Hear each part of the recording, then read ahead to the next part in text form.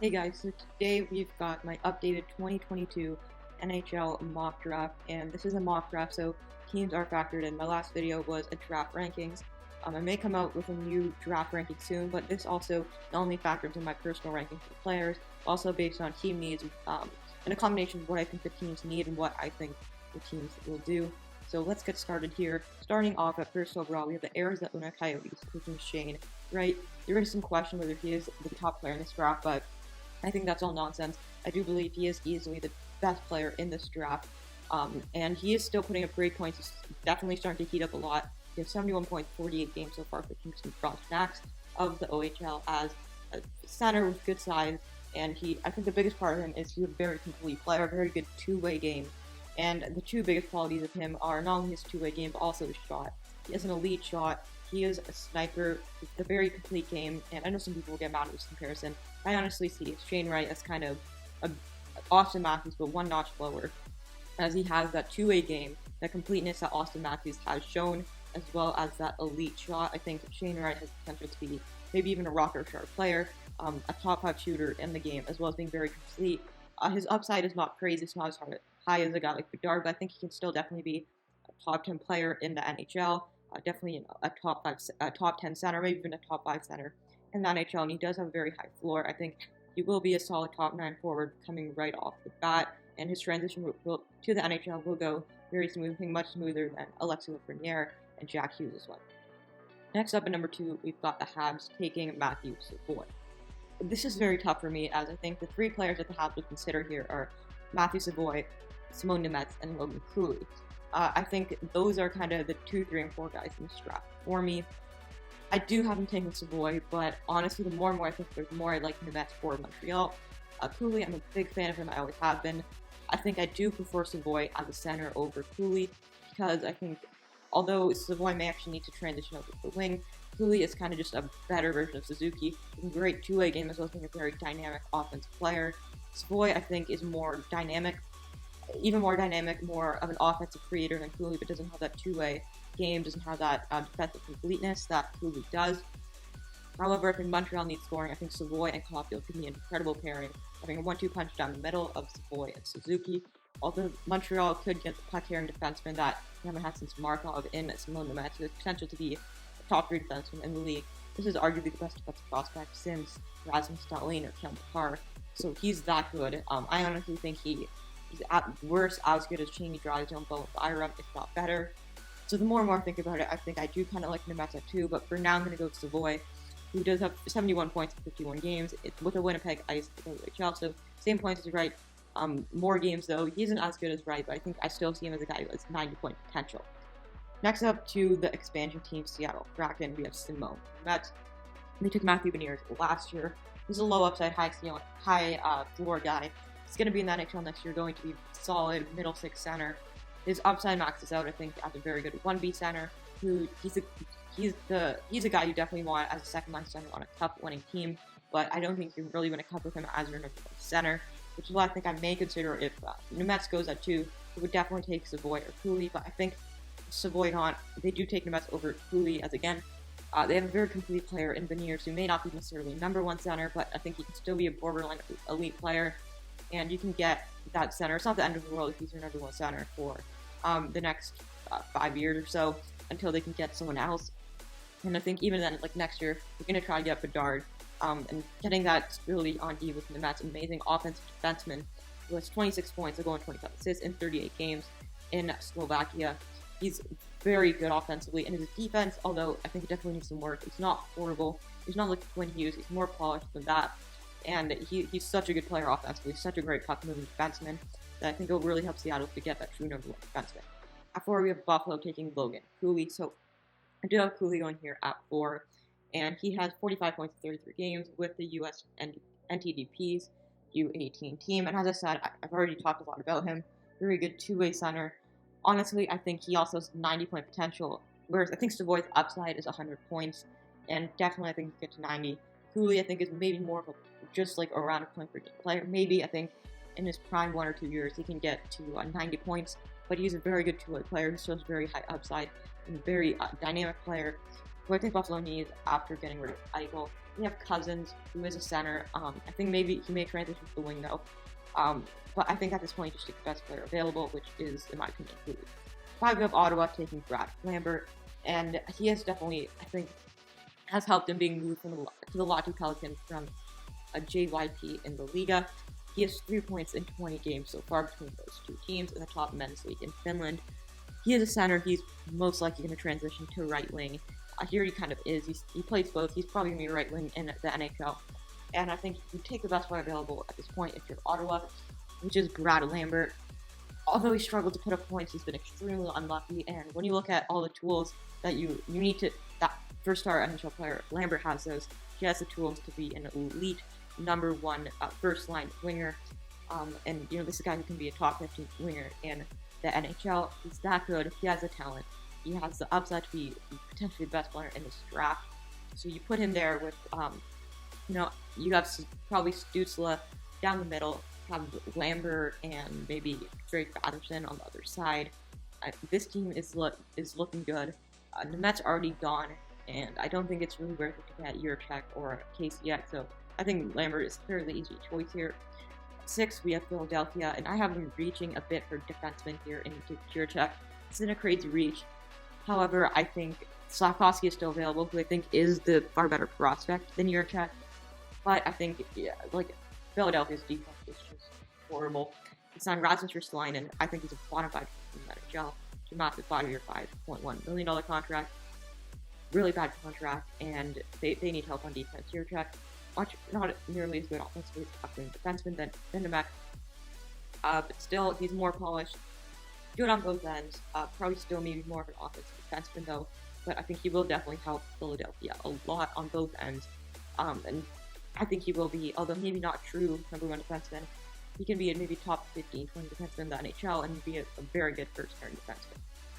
And next up at 7, we have the Devils taking Jaroslav Slafkovsky. I think the fit here is absolutely perfect. The Devils need to find a way to get Slafkovsky. And I think the Devils are the one team that I may actually consider if I were them taking Slafkovsky over Nemet, Cooley, Lambert, maybe even Savoie, because the fit is just too good. They already have 3 centers. They have Jack Hughes, Nico Hischier, and Dawson Mercer down the middle, and I think they also may actually have one more player there. Jack Hughes is really broken out. He's the number 1 center. He's going to be a franchise center. And they have Holtz on the wing. So I think you bring in Slafkovsky. He has all the tools to be a very good, hovering around point per game offensive force. He has 6 points, 26 games in the league with TPS as a left wing. So you put Holtz on the right wing, Slafkovsky left wing, Hughes down the middle. That's going to be one of the best lines in hockey. He's 6'4", he's a big player to throw around the body. He has the physicality as well as that offensive. He's very dynamic offensively. He skates very well for a bigger guy. So I think he's going to be an incredible player in the NHL, going to be an elite first-line winger. And he's going to be very good with Hughes, who is small. So you've got Hughes, he's the dynamic playmaker, the best player who puts it all together. And then Holtz as a pure sniper, he has 30 goal potential. Slafkovsky is he's a true power forward who can make up for Hughes' lack of size and strength, as well as help the team well offensively. 8, we have Columbus taking Connor Geekie. He has dropped quite a bit. I think there are worries about what his upside really is scoring has kind of tapered off. He used to over a point per game at 54 points in 49 games with the Winnipeg Ice, playing with Max Savoie in the WHL. I think he still can be a very solid top 6 center. And like Savoie or Slafkovsky, he does have size. And actually, like you mentioned, Cooley, I think one of my concerns with him, where I think he's going to drop, is because of his size. To me, that's nothing really to worry about, but I think we could see a drop because of his size and lack of strength. But Geekie has very good size. He can be a very good power forward. He can still be a first-line center, but I think maybe he has that more 60, 70 point potential and upside.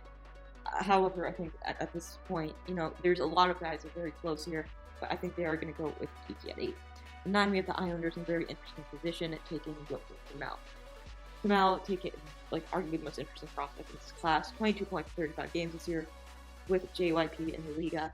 He has really tapered off with his performance as well.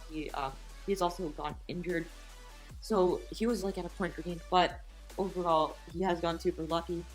He will probably be a top 6 player, but the upside is not necessarily as high as a lot of the guys above him.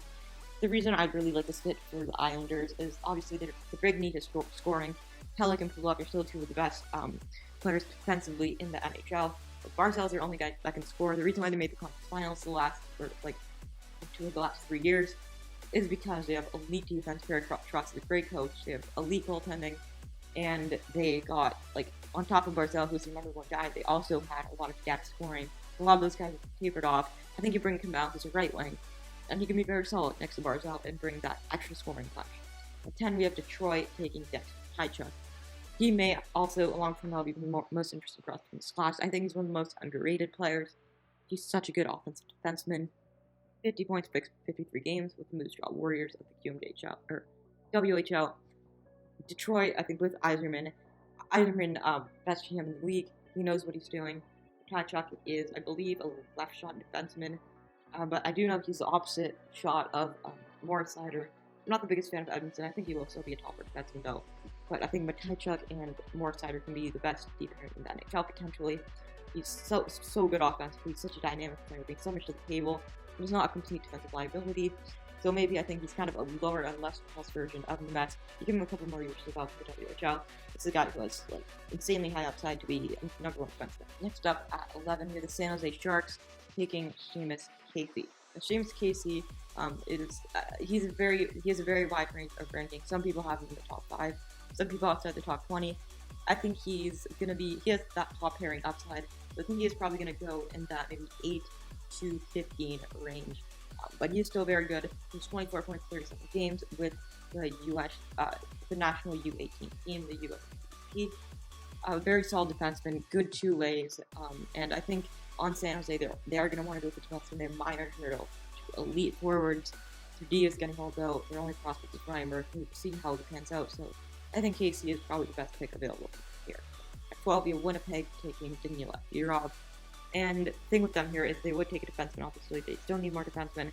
But the 2 guys, I think all 4 defensemen that I have in that, I think, top 2 tiers, that I think would be worth taking here. Mets, Yurchek, Matejchuk, and Casey are all gone. So I think they go with Yurov here, who has very good upside. Struggled this year in the KHL, but he's been playing for 2 minutes a game. So he doesn't have any points in 21 games, but I think still can be a very good top 6 right wing. At 13, we have Columbus taking Frank Nazar with their second pick in the draft. Again, they're just loading up. They have amazing draft capitals, loading up on another very good player here. 54 points in 42 games in the USNTDP. So very impressive player, very good offensively. Will probably be a right wing in the NHL. 14 with Anaheim taking Jonathan Mackey. He's definitely a project. Probably still more like 3 years away from the NHL. But he has put up very impressive numbers so far. And I think his upside is very, very good. Jonathan Mackey has put up 35 points in 26 games. And then he's come up to the SHL where he's 9 points in 26 games. So he's playing well in the SHL. And he has the upside to be potentially even a very good first-line winger. At 15, we have Vancouver, and they're taking Isaac Howard. He's a very solid prospect who, again, will be a solid top 6 guy. Doesn't have the upside of Karamaki, but Vancouver needs to probably bring in more forwards. Again, like Winnipeg, there's no defenseman I would really consider worth taking at this point. They need a defensive defenseman, which there's really none available here.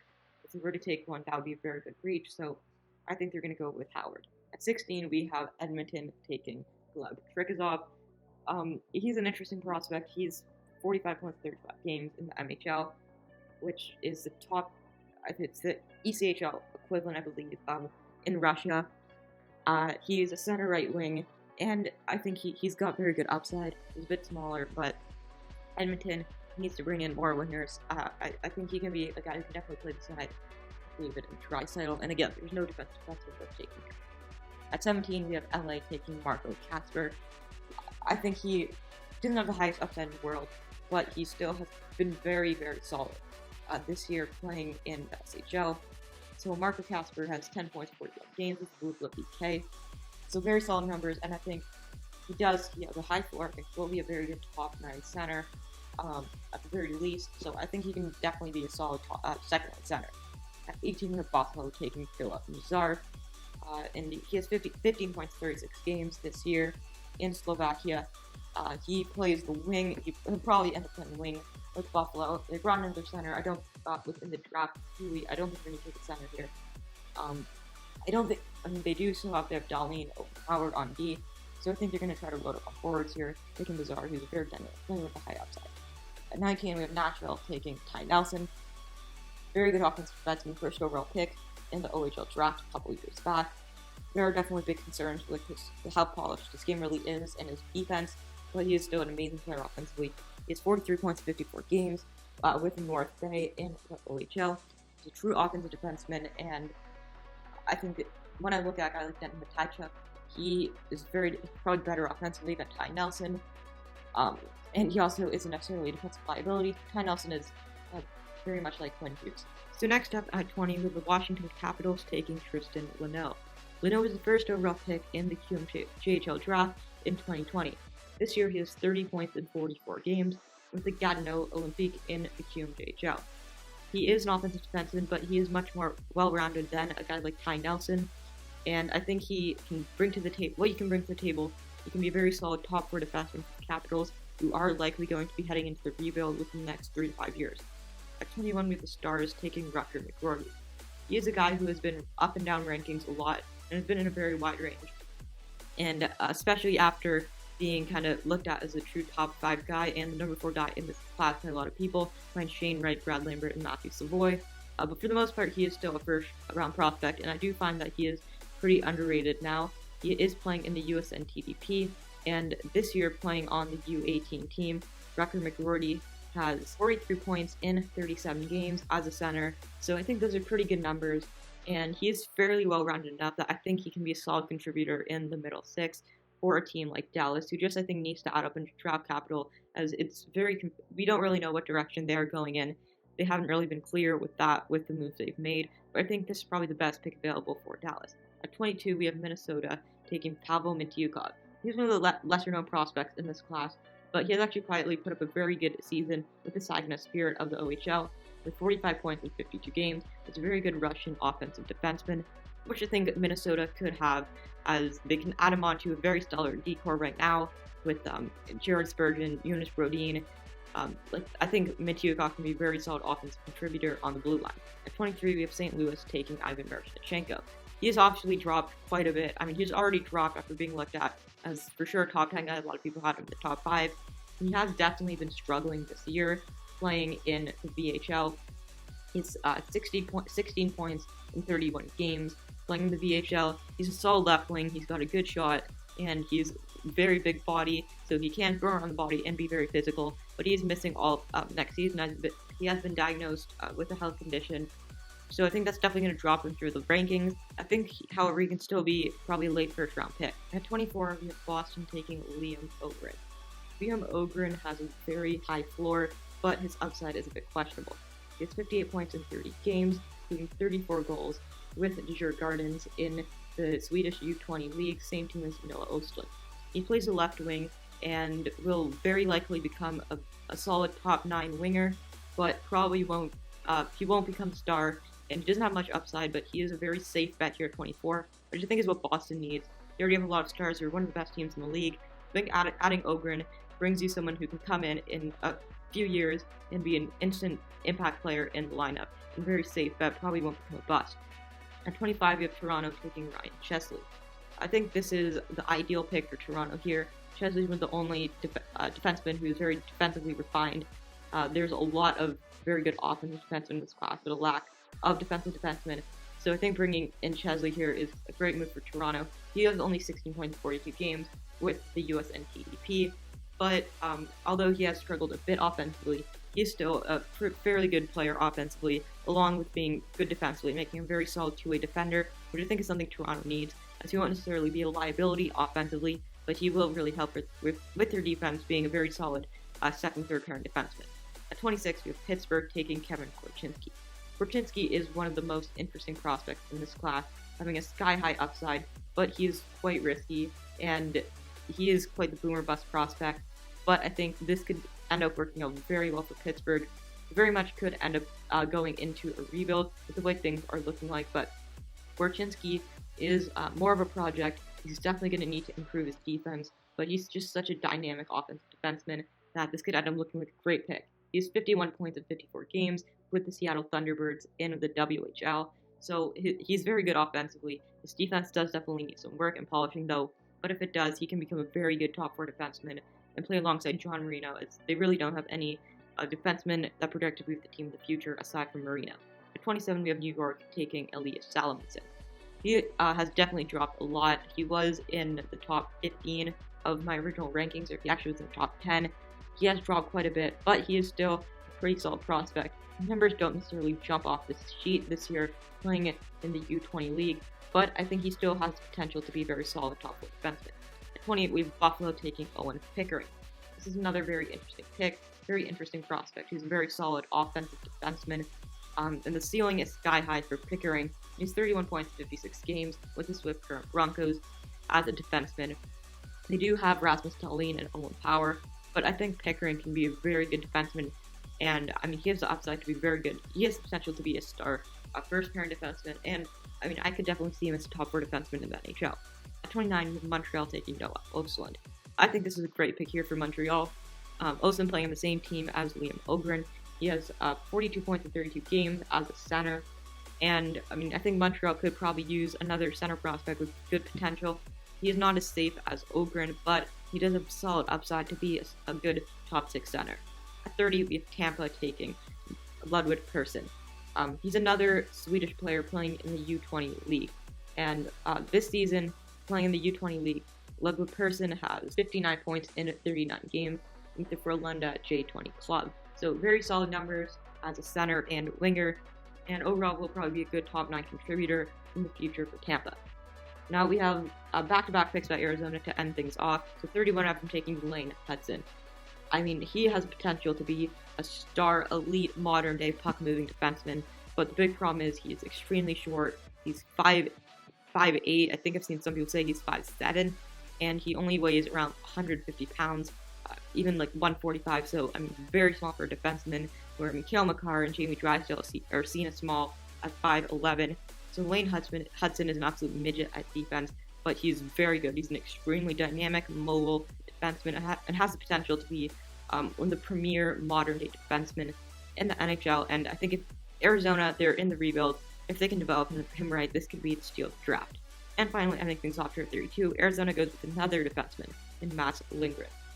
This year, Mats Lindgren has put up 39 points in 7 games with the Kamloops in the WHL. So he's a very solid defenseman, and I think at this point, Arizona really just needs to stack up on prospects.